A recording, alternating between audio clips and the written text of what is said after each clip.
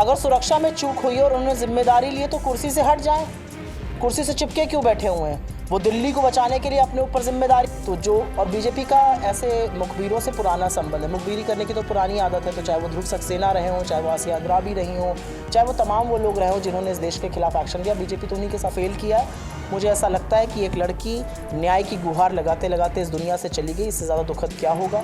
वो न्याय की अपील कर रही थी। उसने तमाम प्लेटफॉर्म्स पर सेक्सुअल एक्सप्लॉयटेशन और प्रताड़ना के खिलाफ, मानसिक प्रताड़ना के खिलाफ। इस वक्त मेरे साथ बातचीत करने के लिए कांग्रेस की राष्ट्रीय प्रवक्ता सुप्रिया सिन्हा जी हैं। मैम, आज पहलगाम हमले को लेकर आपने एक प्रेस वार्ता की, सरकार पर कई सवाल खड़े किए हैं, लेकिन हाल ही में जम्मू कश्मीर के उपराज्यपाल मनोज सिन्हा जी ने एक इंटरव्यू में जिम्मेदारी लेते हुए माना कि वहाँ पर सुरक्षा में चूक हुई थी। इस पर अगर सुरक्षा में चूक हुई और उन्होंने जिम्मेदारी ली है तो कुर्सी से हट जाएं।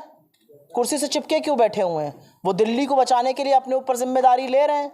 आप सिर्फ इसके लिए जिम्मेदार नहीं है, फिर जो तमाम रियासी का आतंकी हमला हो उसके लिए कौन जिम्मेदार है? जो 90 लोग जिसमें से सोल्जर्स और नागरिक इंक्लूडेड हैं उनकी टेरर स्ट्राइक में हत्याएं हुई, उसके लिए कौन जिम्मेदार है?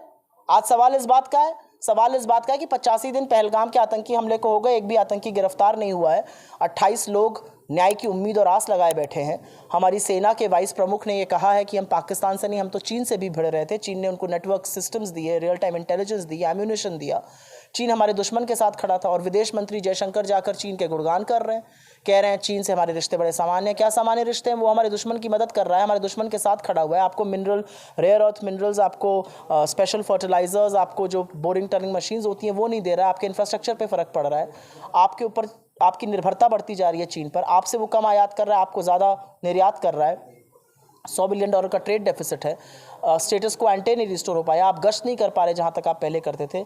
30 जगहों का अरुणाचल में नाम बदल रहा है, 50 गांव बना रहा है, आपके मैप के साथ खिलवाड़ कर रहा है और आप कह रहे हैं कि सब चंगा है, बहुत अच्छा है। मुझे नहीं पता कि जयशंकर जी ने क्यों सेना का अपमान करने की ठान ली है। मैम, जासूसी के आरोप में गिरफ्तार ज्योति मल्होत्रा का आज आपने प्रेस वार्ता में कहा कि बीजेपी से कनेक्शन है, क्या वजह? भाई, बीजेपी से कनेक्शन इसलिए क्योंकि ज्योति मल्होत्रा जब हिंदुस्तान से पाकिस्तान जा रही थी तो उन्होंने कहा था कि मैं हिस्सार बीजेपी से हूँ। उनकी गिरफ्तारी मई में हुई, अभी तक उनके साथ क्या हुआ है मुझे नहीं पता। वो तमाम सरकारी कार्यक्रमों में शामिल होती थी, बीजेपी के कार्यक्रमों में जाती थी, उत्सव मनाती थी वहाँ जाकर। अब उनके हैंडलर पाकिस्तान के लोग थे, उनके हैंडलर पाकिस्तान के जो दूतावास में काम कर रहे हैं वो लोग थे, जिनको हमने फाइनली एस्पियोनाज के चार्ज पे निकाला। वो तमाम मंत्रियों के साथ फ़ोटो है, केरल के बीजेपी चीफ के साथ फ़ोटो है। वो कहाँ गायब हो गई हैं? उनके खिलाफ क्या एक्शन लिया? मई में उनकी गिरफ्तारी हुई, अब क्या हो रहा है? और संभवतः हो सकता है कि उन्होंने जासूसी कर पहलगाम के आतंकियों को भी खबरें और जासूसी की खबरें दी हों। उनको कैसे पता था कि रोड्स कैसे हैं, रूट कैसा है, ज्योग्राफी कैसी है वहाँ पर?